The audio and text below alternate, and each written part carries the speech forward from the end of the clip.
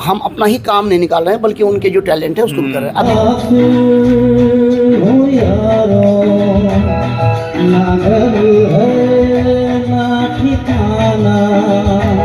ये सफाई कर्मियों के बच्चे, सबके तो नहीं लेकिन कुछ बच्चे बहुत टैलेंटेड हैं, उनको प्रोत्साहन करने की ज़रूरत है। उनका अभी हाई स्कूल इंटरमीडिएट में रिजल्ट अच्छा आया है, तो मैं अभी सम्मान समारोह भी उनके लिए आयोजित कर रहा हूँ। तो बैंकिंग के माध्यम से मैं कह रहा हूँ कि आप कुछ बच्चों को अडॉप्ट कीजिए सीएसएम में, और उनके लिए आगे जो यदि वो मेडिकल या इंजीनियरिंग या सिविल सर्विसेज या जहाँ भी वो उनका अपना करियर देखते हैं, ये उनको आप किस तरीके से मदद कर सकते हैं उसमें करिए।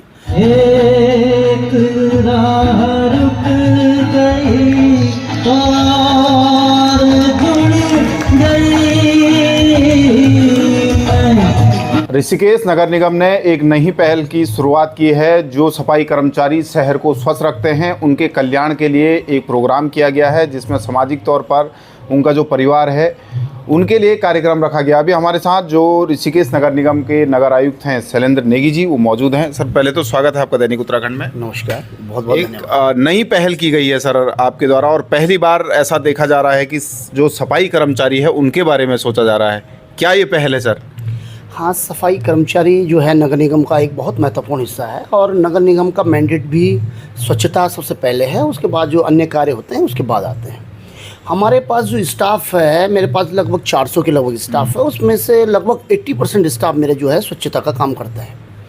और इनके लिए स्वच्छ भारत मिशन में भी प्रावधान है कि हम लोग इनके कल्याण के लिए, इनकी सामाजिक सुरक्षा के लिए, इनकी स्वास्थ्य के लिए काम करते रहें। अभी मैंने जनवरी में जब यहाँ ज्वाइन किया तो फिर मैंने इस सेक्टर में आया नगर निगम के और स्वच्छता के, तो मैंने इसके बारे में अध्ययन किया।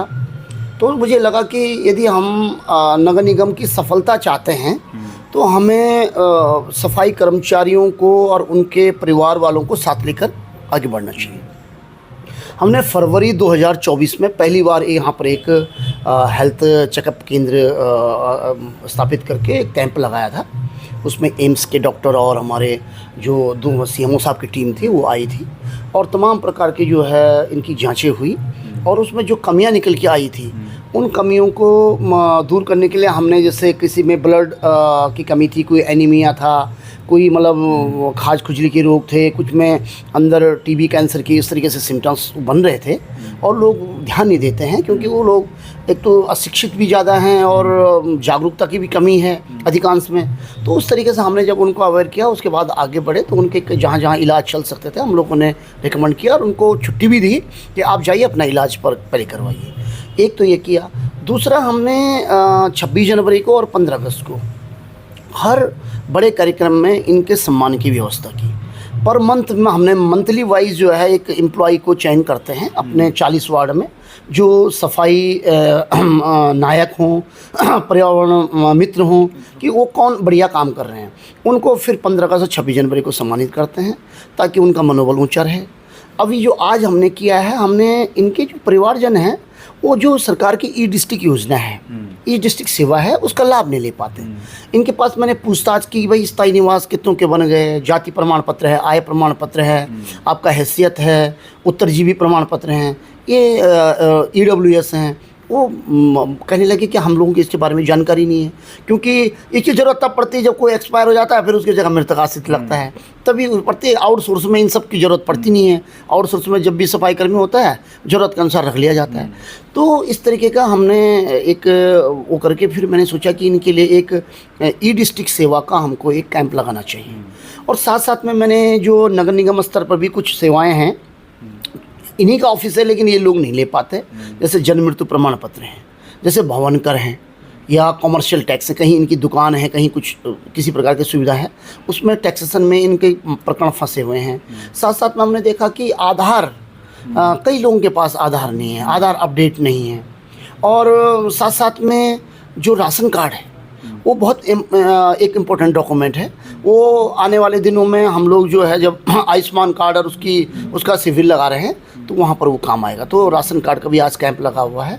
और हमने इसके साथ साथ जो है, जो हमारी बैंक हैं, नेशनलाइज और जो ग्रामीण बैंक हैं उन सबको बुलाया है और बैंकों के माध्यम से कर्मचारियों के लिए और अन्य व्यक्तियों के लिए जो कल्याणकारी योजनाएं सरकार के द्वारा चलाई जा रही हैं और लोन की सुविधा है, इंश्योरेंस, लोन का इंश्योरेंस है, उस सबको लेकर के आज हमने कैंप लगाया है।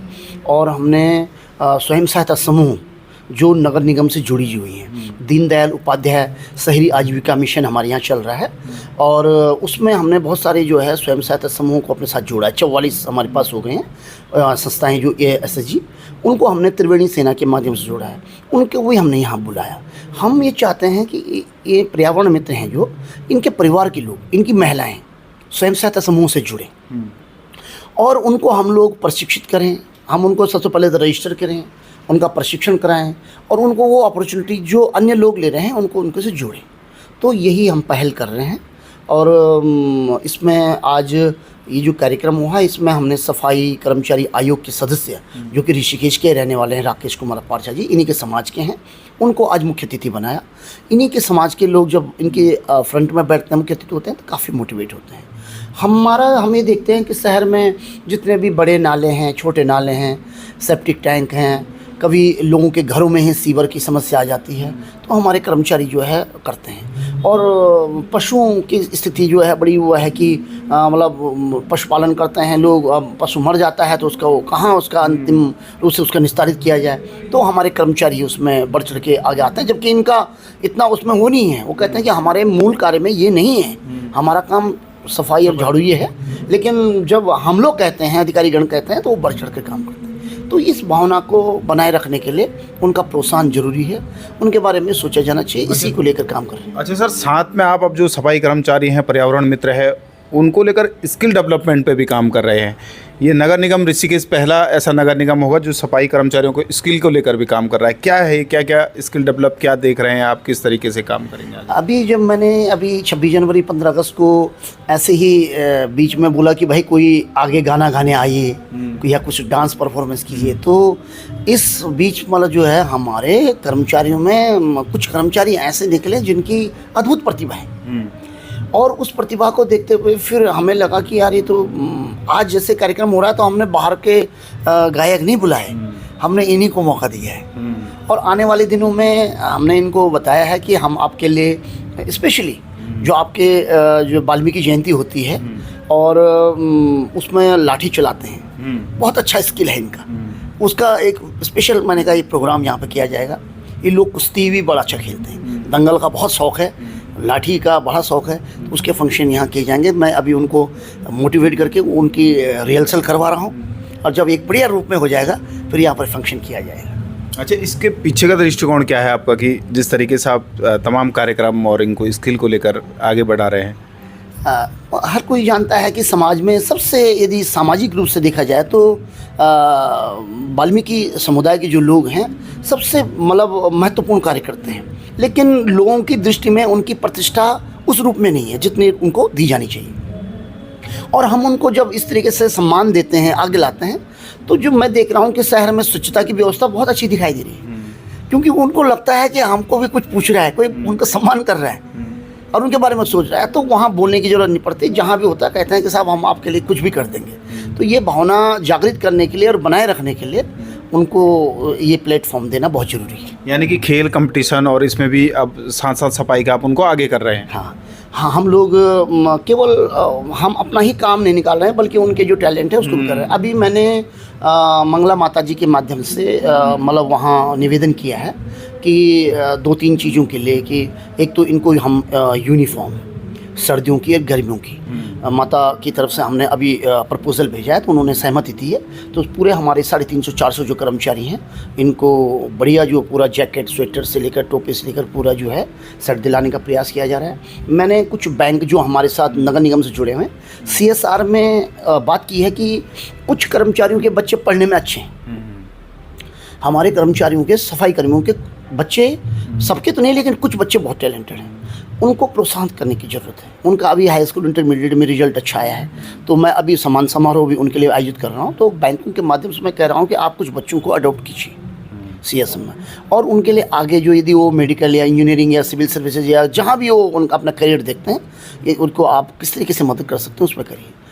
अगला हमने देखा कि इनकी जो घर की स्थिति है वो उतनी अच्छी नहीं होती है, क्योंकि तनख्वाह कम है, चतुश्रेणी कर्मी हैं मोस्टली, और इन 400 कर्मचारियों में मात्र आप ये समझिए कि 100 कर्मचारी स्थायी हैं, बाकी 300 कर्मचारी अस्थायी हैं, वो आउटसोर्स से लगे हुए हैं। 15,000 उनका 500 रुपये पर डे बनता है। ये जिस दिन नहीं आते हैं तो उनकी अनुपस्थिति लग जाती है तो वो भी कट जाता है। तो 15,000 रुपये में घर चलाना आज की डेट में, शहर में रहते हैं, बड़ा कठिन होता है। तो घर परिवार भी, मैं क्योंकि 1-2 घटनाएं हुई तो किसी के घर गया था तो देखा मैंने कि इनकी जो है स्थिति ठीक नहीं है। तो बैंकों को मैंने कहा है कि यदि आप इनको जो है घर दे सकते हैं, इनकी मरम्मत कर सकते हैं, घर की छत डाल सकते हैं, चाहे आप टीन सेट डाल दीजिए, कुछ डाल दीजिए, तो आप कर सकते हैं। तो उस दिशा में भी हम प्रयास कर रहे हैं। Thank you. दैनिक उत्तराखंड से बात करने के लिए बहुत बहुत धन्यवाद। धन्यवाद। तो ये थे हमारे साथ नगर आयुक्त ऋषिकेश शैलेंद्र नेगी जी हैं। उनका साफ कहना है कि जिस तरीके से वो सफाई कर्मचारी या पर्यावरण मित्र है शहर को स्वच्छ रखते हैं तो उन्हें भी मान सम्मान मिलना चाहिए।